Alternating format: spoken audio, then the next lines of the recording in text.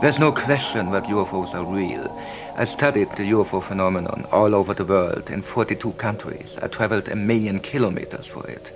And there's no question that indeed there's something behind the UFO phenomenon which is real and indicating an extraterrestrial presence here on Earth. I don't believe in UFOs. I've seen a number of them, and so I'm quite certain they exist. And it's a bit like asking, do you believe in this chair I'm sitting in? Well, I mean, it's there and you can see it. I've seen them. I've seen tremendous evidence associated with them, and there's no question in my mind that they are real. I personally don't think that's true, because there have been committee after committee consisting of top flight academics and people who are skilled in recognizing aerial phenomena and so forth. When they look at the evidence, what they find is that the UFOs turn out to be natural phenomena.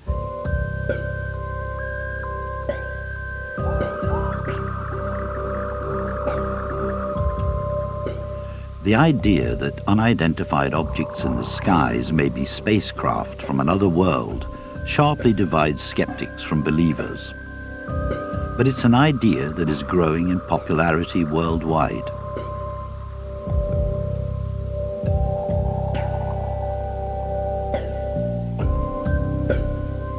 Unidentified flying objects have been seen in the skies since the beginning of time. But are they mere quirks of nature or something more profound? And if so, what?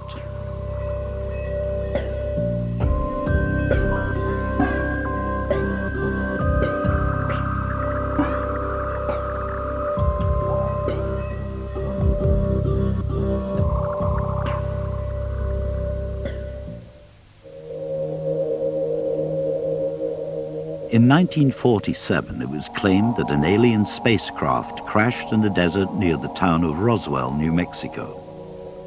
And indeed, although they later retracted this statement, initially the American military seemed to confirm the fact.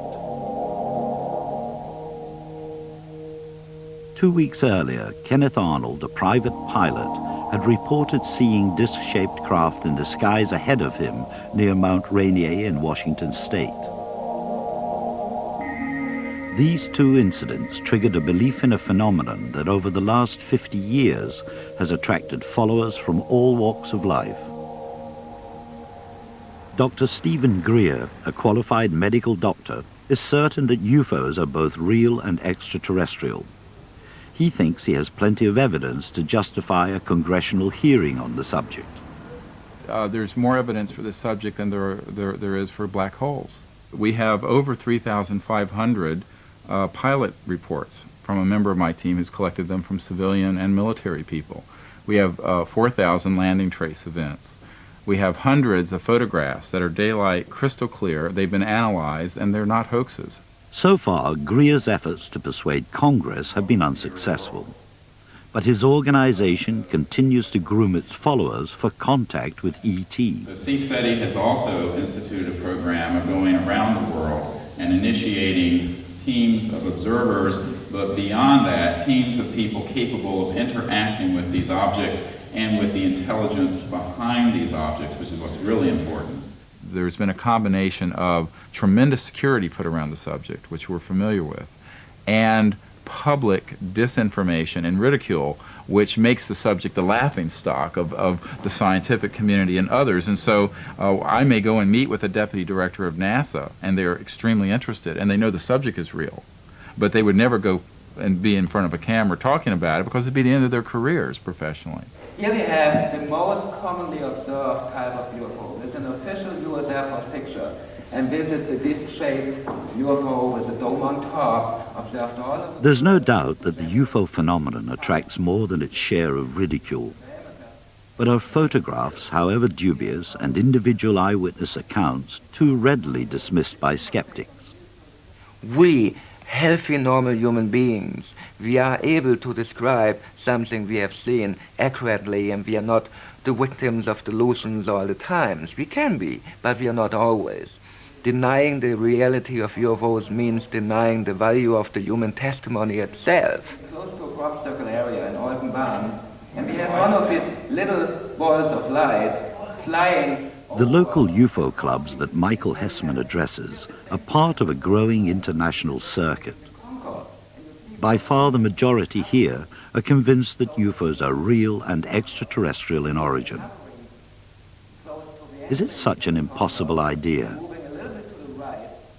It is not impossible at all for people to believe that we could be visited by other civilizations, because we ourselves send UFOs to other planetary bodies.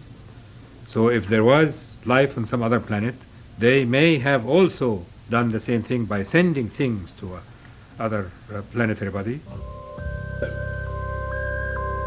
That there is intelligent life elsewhere in the universe is no longer doubted by many of today's scientists and astronauts like Ulrich Walter. I'm convinced that in our universe there are other intelligence. However, I don't think that's true within our galaxy, in our Milky Way. Astronaut Story Musgrave is even more convinced. Statistically, it's a certainty. There are hugely advanced civilizations, intelligences, life forms out there. I believe they're so advanced that they're even doing interstellar travel. I believe it's possible they came here. The ultimate question is someone else out there? And if they're out there, how many of them are there? And are they visiting us? We don't know, and we want to know.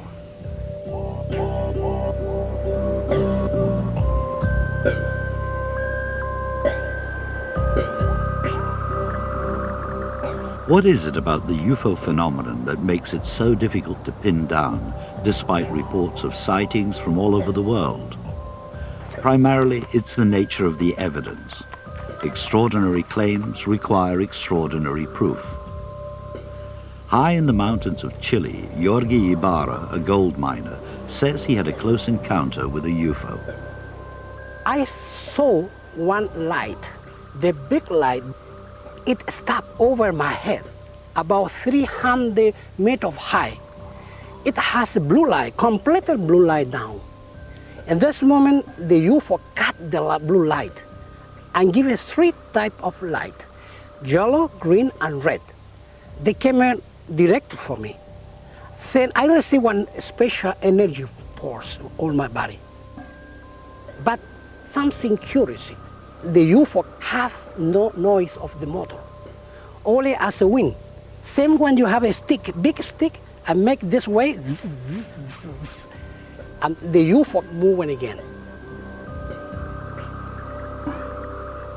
Like so many UFO accounts, Jorge Ibarra's story, lacking as it is in tangible evidence, rests solely on the reliability of one individual's testimony. In Belgium in 1989 and 90, it was a very different story. Here there was a UFO phenomenon that engaged the whole country to the highest level. Literally hundreds of separate sightings of a strange triangle of lights that moved slowly across the countryside were reported to the authorities. And this unidentified flying object was investigated by a number of experts. At first sight, it is very strange. Because, for example, the technical characteristics of such flying objects are very different from what we know. Professor Leon Brennig teaches at the Free University of Brussels and was one of those who looked closely at the phenomenon. I saw a lot of first-hand witnesses, had direct access to at least 800 investigations which were carefully made. All these investigations indicate that there is really a phenomenon which is unusual. All the flying characteristics are highly strange. We have a lot of observations of such triangular platform which was hovering silently without any apparent action on the air above a farm during 20 minutes. Why above a farm? What does it mean?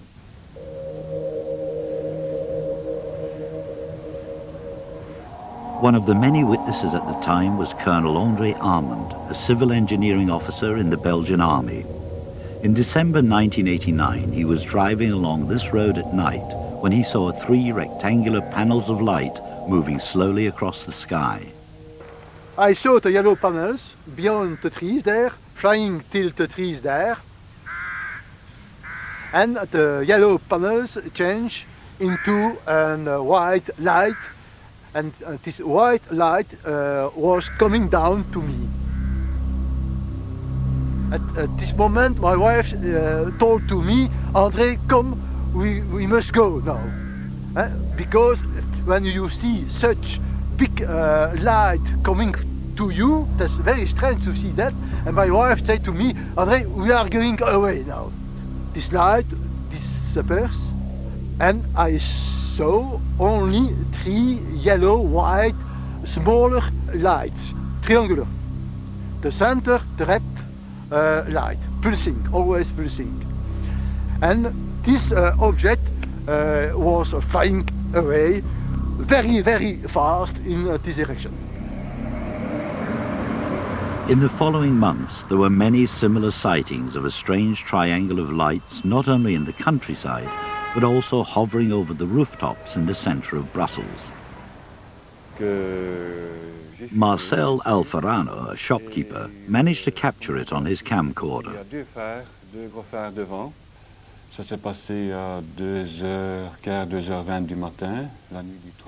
It happened at about 2:20 in the morning on the night of the 31st of March. I took my camera and I went upstairs. It was at that moment that I saw in the distance 2 lights. They were bigger than car headlights, and they were slowly coming towards me. They were moving very slowly, high above the rooftops there. And as they got closer, I could see there was a 3rd light behind the other 2. They stopped over there. I realized it was not a plane. It was something bizarre, something unrecognizable. Later, some people from the government phoned me, and they say I should not get too carried away. They said I should say it was a plane I had filmed.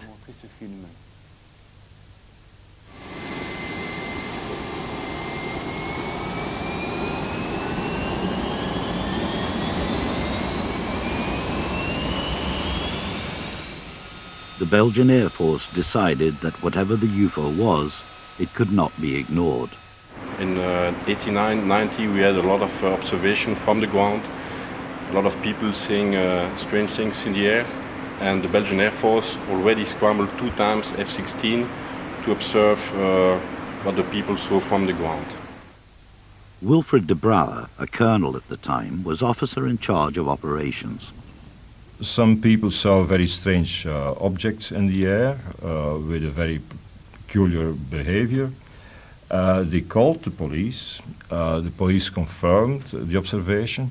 They called the radar station of Glon, and Glon confirmed that they saw a blip in the area. And that was also confirmed by another radar station, which is about 100 miles away. Based on that, they asked to send these 2 aircraft in the air.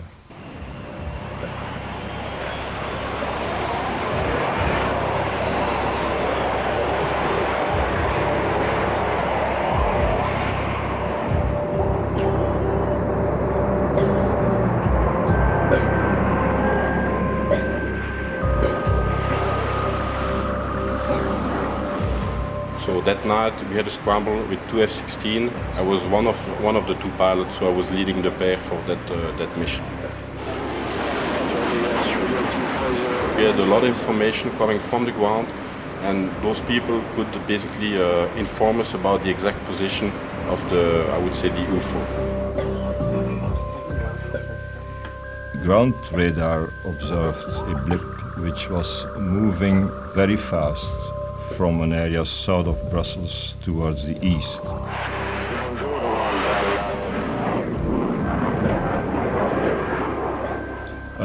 The aircraft were in the near vicinity and, of course, tried to detect that particular object. And the 2 aircraft confirmed that they had a lock-on which showed the speed of 700 knots, around 700 knots. The F-16s had repeated locks onto the UFO, but as they closed in, it changed direction and speed with extraordinary maneuverability. The pilots had no doubt that the target was real. We had a different radar contact on the target, so it happens at least 3-4 times, where we could acquire a radar lock-on with the F-16, and we knew that at least 1 or 2 times we had exactly the same contact as the one which was on the screen on the ground.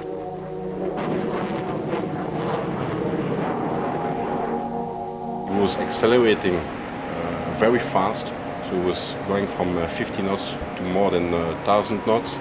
It was really climbing and descending very fast, and it was changing, heading abruptly. And most of the time it was even flying supersonic.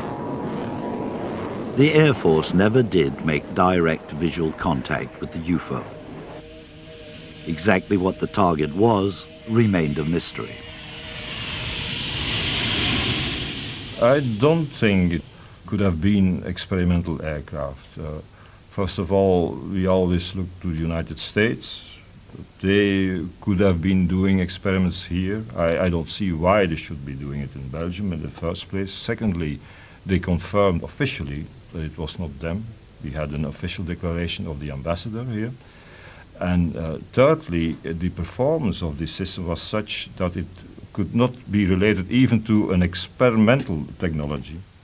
It was not a prototype. I really believe it was a meteorological phenomena at that moment. There's not much left, and well, one could refer to an extraterrestrial observation or vehicle, if you want.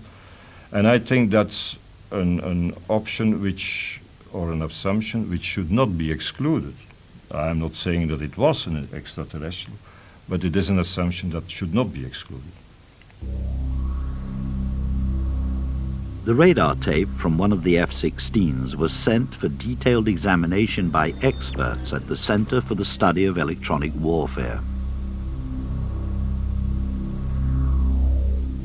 The radar specialist who advised the investigating team there was Professor Emil Schweitzer, a distinguished physicist who teaches at the country's elite military academy. What did he make of the strange unidentified craft that the Belgian Air Force tried to intercept? That UFO could make right turns, which is impossible by our laws of mechanics, and that UFO could also change very suddenly the velocity, which is also impossible, but because it would give an infinite acceleration. Is it possible that the Air Force's unseen UFO was nothing more than a technical aberration in the radar equipment? I don't think that you can explain it by saying that all radars made the same mistake. That's highly unlikely. There are different types of radar, there are different types of antennas, and also the orientation of the target was different for the 4 radars. I'm going to be fired by my colleagues, but I think that extraterrestrial intelligence is very highly likely. A photograph of the Belgian Triangle of Lights was later computer enhanced. The image that was revealed appears to show a dark, delta-shaped craft behind the lights.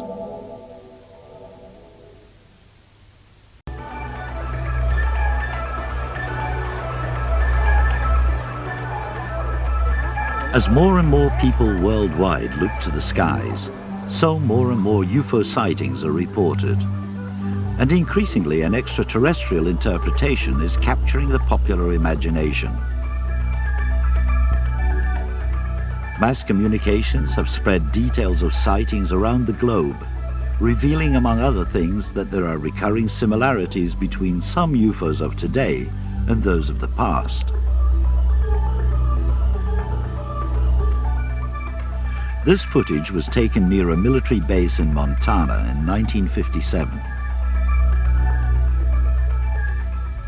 I saw two silvery objects moving swiftly out of the northwest. The objects were very bright and about 10,000 feet in the air. They appeared to be of a bright, shiny metal, like polished silver. Both were the same size and were traveling at the same rate of speed, which was much slower than the jets which shot by shortly after I filmed the discs.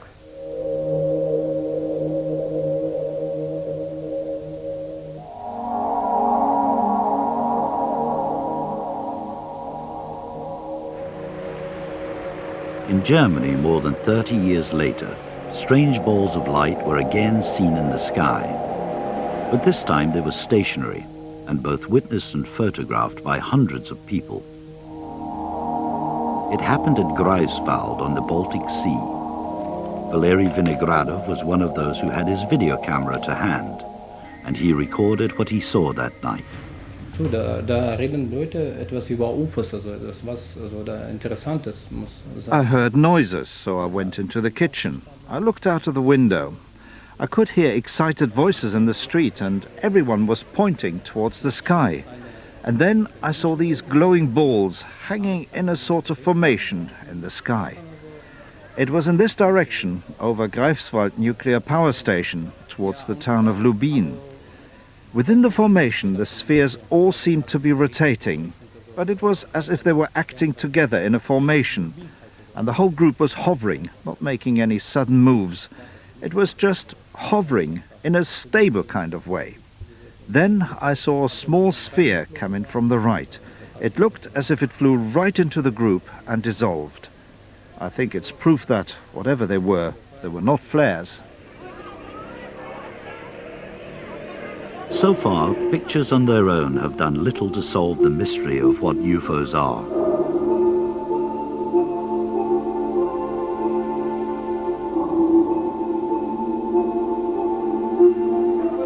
While it's true that still photographs, moving film and more recently home videos have produced an intriguing record of sightings over the past 50 years, imagery alone has failed to reveal much about the true nature of the objects we are seeing. The inevitable distant, handheld, out-of-focus pictures say little or nothing of the UFO's internal mechanism, if indeed they have one.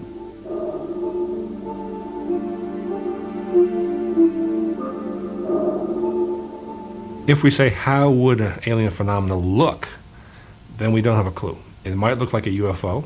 It might look like an ordinary airplane because they're disguised. It might be totally invisible. We could look out there, and there could be an alien spacecraft hanging over the city of Houston. It's possible, but we're looking for evidence to prove it's so. It seems there is no stereotype for UFOs. Cigar-shaped, bowl-shaped, and saucer-shaped craft are the most common manifestations of the phenomenon. Whatever they are, UFOs by definition display characteristics that are clearly different from any known conventional craft. And that is about as much as can be deduced from visual images.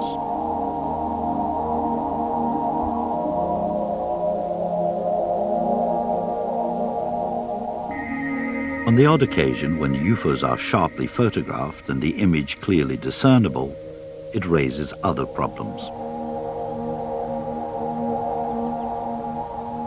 In 1971, on holiday on the borders of Austria and Germany, a musician and his wife were enjoying the landscape when they witnessed something very unusual. Rudi Nagora recalls what happened. Also, es war gegen die Mittagszeit, auf einmal höre ich einen Pfeifton. I heard a whistling tone that was coming from somewhere nearby. I thought somebody was playing with the radio in their car, but it wasn't the case. Then I could hear that the sound was coming from above.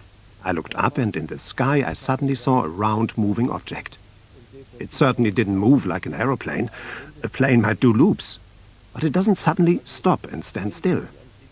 A helicopter could suddenly stop, but you would be able to see the movement of the rotor blades, and there were none. It stood still in the air and made a humming noise. It wasn't in one spot all the time. It would suddenly be behind me. So I had to keep turning around. But in the end I managed to take 12 pictures. Of course, they were ridiculed a lot and doubted. People said I had seen a hubcap and such like, until they were analyzed.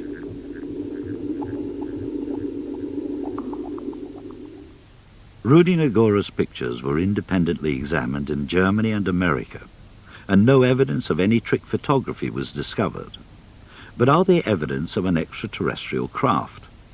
A close encounter through the camera lens is not proof enough.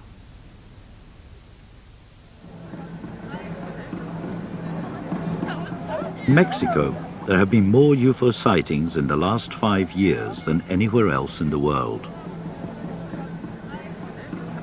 In 1994, the hills of Guadalajara were the setting for a close encounter of the second kind. That is to say, the UFO was not only seen at close hand, but there was some interaction between it and the man who photographed it. Raul Dominguez is a landowner and a businessman. He recalls the extraordinary craft he saw that day. It was a machine that I believe was about 25 meters in diameter. The lower half revolved. I didn't notice any noise until it was very close to me. I heard it when it was 10 or 12 meters above my head, and I heard a sound like bees buzzing. I felt my hair bristling, and my clothes moved as well as my hair. Immediately afterwards, these marks appeared on my face and hands. I was ill with stomach pains and bad indigestion for a long time. The whole thing affected me very much, both physically and psychologically. It has changed me. I'm certain now that UFOs exist.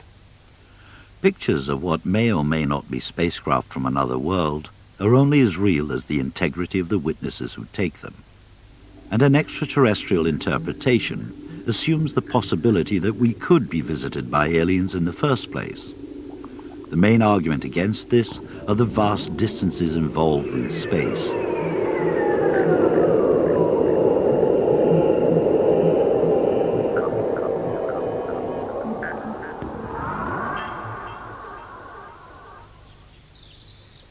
The nerve center for those scientists who believe that far out in the cosmos is the only place we'll find ET is here at Arecibo in Puerto Rico. The largest radio telescope in the world is at the disposal of SETI, the Search for Extraterrestrial Intelligence. I really do think that the aliens are out there. I don't think they're here. The reason for that is simply the lack of credible evidence, in my opinion. I mean, it's very hard to travel from one star to the next, despite what you see in the movies and on television. It's not just a matter of calling up the engine room and telling Scotty to put the pedal to the metal. SETI was originally funded by NASA, and they've searched for signs of extraterrestrial intelligence for more than 20 years. The space agency no longer invests in their experiment, and there are those who argue it's because NASA already knows that ET is here. Observing 4067? No, 4061. 4061. It did shoes out. It's a view that SETI's astronomers reject out of hand. They're convinced that the first contact with ET will be a radio signal that shows up on this screen. Yeah, people often ask, have you had any close calls? Are you close to success? Well, that isn't the way this works. It's kind of what you might call a one-bit experiment. In other words, it's either yes or no, and so far the answer is no. It's sort of like Chris Columbus, you know, until he sights land, all he's seen is water, and that's our situation. ET's in there. So far, all signals received have turned out to be false alarms.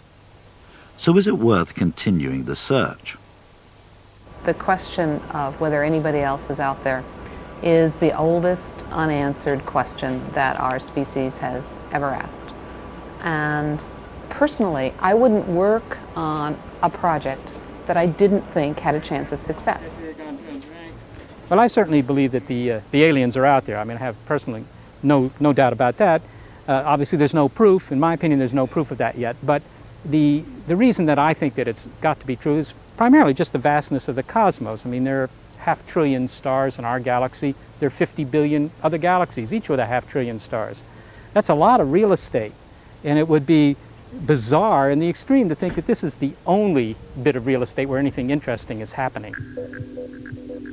The founding father of SETI, Professor Frank Drake, devised an equation that estimates the universe to be teeming with intelligent life.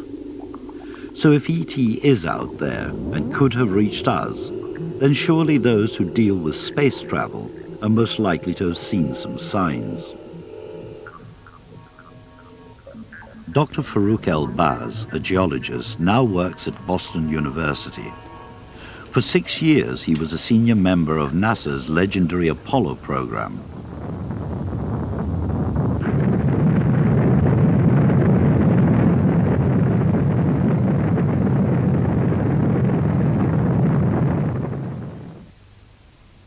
He was head of astronaut training and responsible for the intricate experiments that were scheduled for testing on the moon's surface.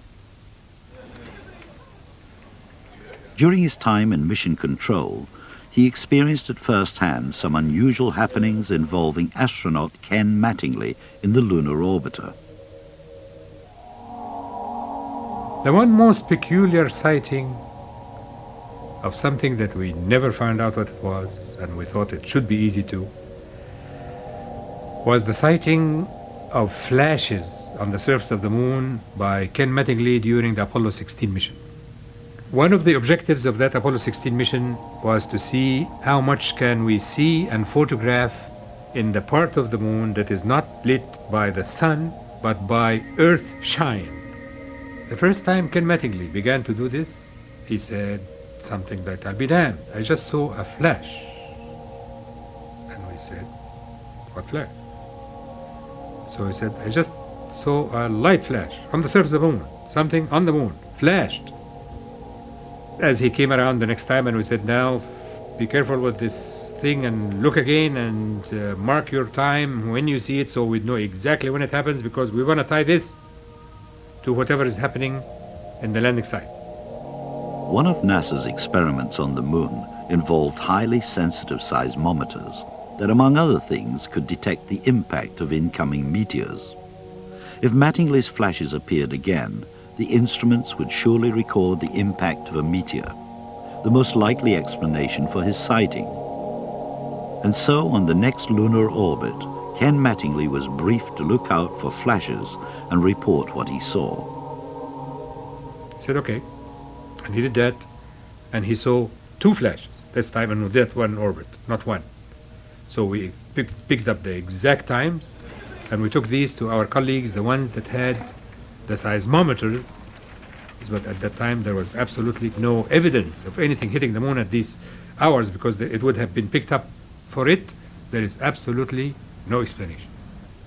And that remained a complete mystery. Of course, at this time, the Russians had an unmanned presence on the moon. Nevertheless, there are unexplained pictures. This one shows a shadow racing across the moon's surface. And here a flash appears from a crater as an unidentified object passes overhead.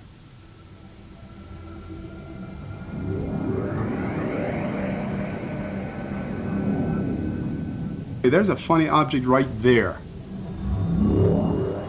And the astronaut's going to pan around here. Notice the moon never goes out of sight. There it is again, and the object, it's changed. Dr. Jack Kasher has studied this film and is convinced that it shows a UFO on the moon.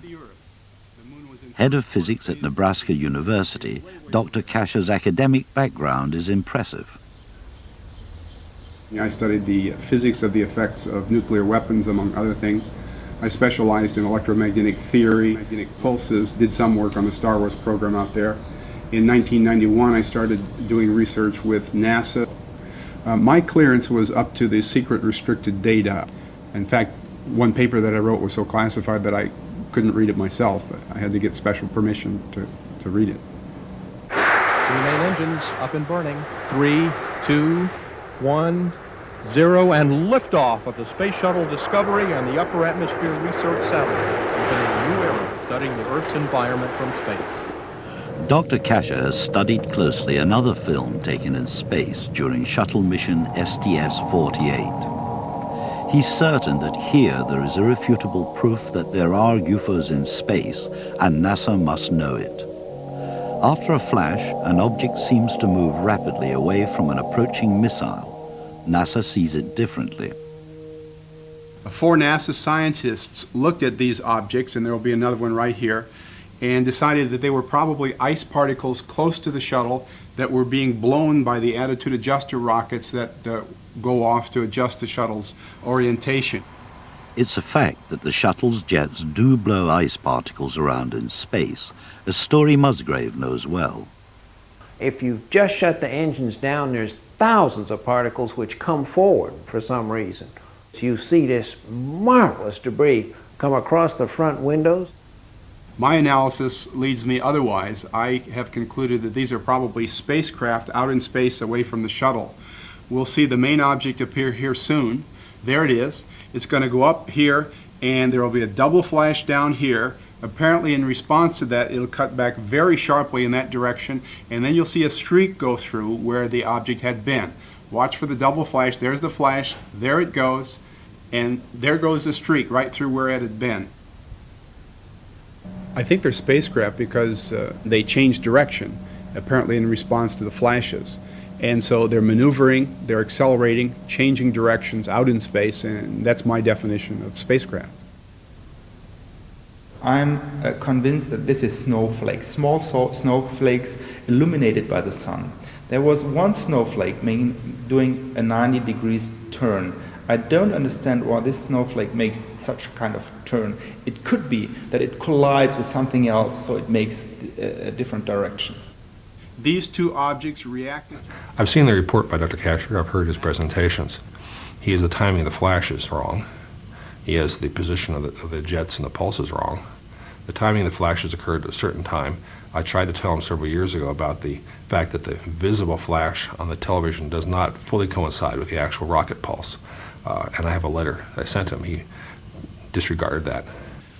I think that NASA would tend to be quiet about anything that would tend to have an extraterrestrial interpretation. I think it's like the rest of the branches of the government. I think there's a cover-up, and they are keeping things concerning UFOs from us. 3, 2, 1. Booster ignition and liftoff of Columbia on a life sciences mission for Earth and space. The fact is, there are unidentified flying objects in space, and even on the way there. This one appeared in the middle of a shuttle launch.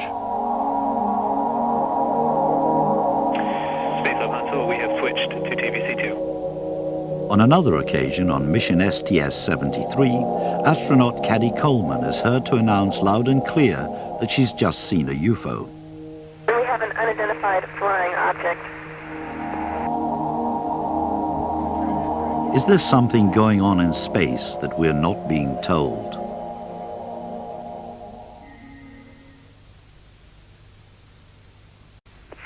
Yeah, it's the top one in Bay 6. One of the most puzzling incidents in space happened on mission STS-82 to service the Hubble telescope. Astronauts Steve Smith and Mark Lee revealed that they're seeing some strange flashes as they re-enter the airlock of the shuttle. All right, that's good. Let's go out. Oh, that flash. That light flashing off of HS2 there. Again. I thought it was me. What? I just thought it was my imagination. Yeah, I saw it too, so it's not. There was two of them.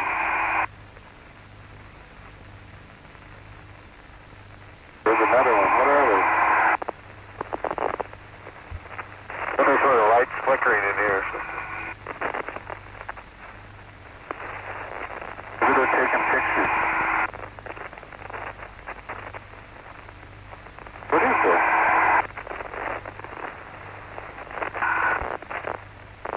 There's this thing passing in front of us.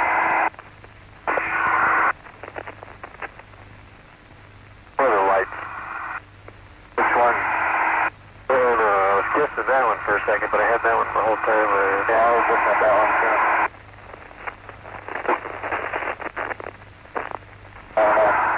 Steve Smith explains what that conversation was all about. Well, Mark and I are in the airlock at this point, and you can see from and hear that all of a sudden we saw a couple of lights flashing in the airlock. And when we were first asked about this conversation months later, we had forgotten about this. But anyway, I said, "Is that a light flashing to him?" And Mark says, "What are they?" asking, you know, is it a light coming from either the airlock? And then Mark asked, are they taking pictures of us through the airlock window? And again, they would have a flash. We take about 10,000 pictures on each flight. So all I can think of is that it's pretty hard to turn in this thing because you're like in a closet. And we couldn't tell what light it was, so I think Mark probably had turned to a certain point, and then he said, oh, there's the one in front of me or something. Oh, no, I was guessing that one for a second, but I had that one the whole time. Yeah, I was looking at that one. And I don't know what that is. I've never heard the word valence or surveillance used. Whatever the lights were that the astronauts had seen, the transmission of their conversation appeared to be interrupted at this point. Is NASA keeping something from us? And I guess we'd like to keep the LGAPC on. Good job on that. Everything we say is basically broadcast to anybody who's listening. We have no button on our spacesuit, for example, when we're out there, that we can push just to talk to your crewmate that's spacewalking with you, or just to the people in the cockpit. We have no such button. So when we talk, it's automatically broadcast on an antenna off of our backpack out to the shuttle and then down to Earth. The Americans are not the only ones in space. The Mir space station has allowed Russian cosmonauts to break the records for the length of time spent in space. During a docking with Mir, cosmonaut Musa Manarov filmed an unidentified object that passed by. At some point in the filming, I caught sight of something that seemed to have separated from the ship. Moreover, it was rotating as it moved away and changing its brightness. I can't say exactly how far away it was. I can only say it was not very close, because the camera was focused on infinity. At first it seemed to me that something had separated from the ship. But then, when I examined the ship, I realized that there was nothing that could have broken away. What's more, there were no alarms going off. Everything was calm. Later, there were lengthy arguments as to what it could possibly have been.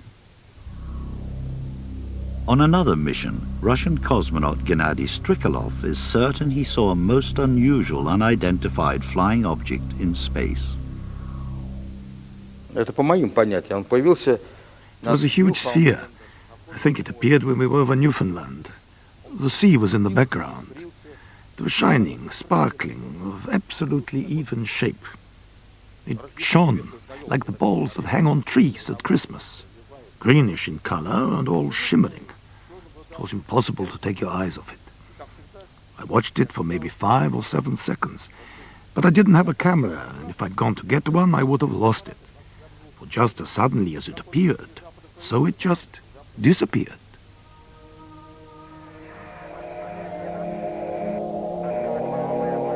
It's not difficult to misinterpret objects in space.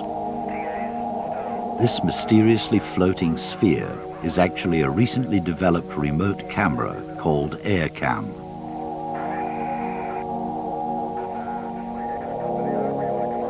Story Musgrave is uniquely placed to know if there are UFOs in space. He spent 30 years with NASA and been on 6 missions. Has he seen anything in his time out there that might be evidence of extraterrestrial life, or perhaps explain the UFO phenomenon? Nothing that I have seen personally has the signature, has those characteristics which you would attribute to other forms of intelligence or other kinds of craft. Twice I saw what I call my eel, which I don't know the size of it because I don't know how far away it was, but it was like a rubber piece of hose which had internal motions in it. Maybe it's 8 feet, maybe it's 10, I'm not sure. When you can't tell how far away, you can't get the size, so I'm missing both of those things, size and how far away. But there's no question it had internal motion.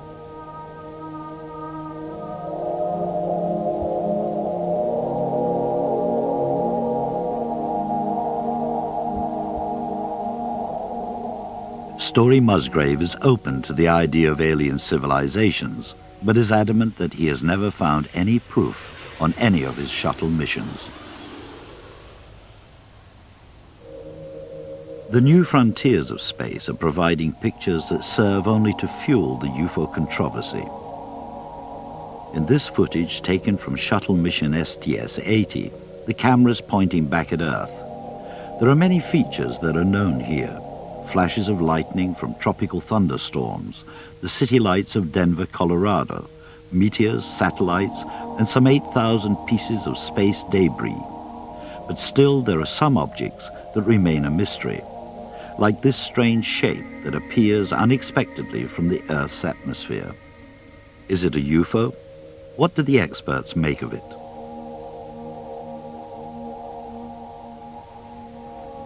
I don't know what it is. Whether it's a washer, debris, ice particle, I don't know. But it's characteristic of the thousands of things which I've seen. What is not quite so characteristic, it appears to come from nowhere. You would think that even if it's facing the dark side or facing a side toward you which does not reflect the sun, you think you would see something there. That one is really impressive. My first understanding that what you see was a reflection of a rising moon in the window through which the camera is looking. This was my first impression. But on the second thought, I thought that would be wrong. You know, there usually in life there are some possibilities which you don't think of. I don't know. My best guess from my scientific point of view is that we really are being visited by extraterrestrials. Probably have been for some time. And I believe that at least some of these UFO reports are genuine. And by UFO, I really don't mean unidentified flying object. I mean extraterrestrial spacecraft. I think the word has evolved into meaning that. And I think there are enough examples from enough reliable witnesses to suggest that this cries out for investigation. Clearly, Dr. Kasher and other UFO believers think they have proof that NASA is keeping something secret. Let them put their analysis in some peer-reviewed journals or professional journals or a general interest publication, but I haven't seen any of it. We're not hiding anything. We don't have the UFOs, spacecraft, and the beings stuffed in some hangar on one of our centers. There would be no reason for us to do that.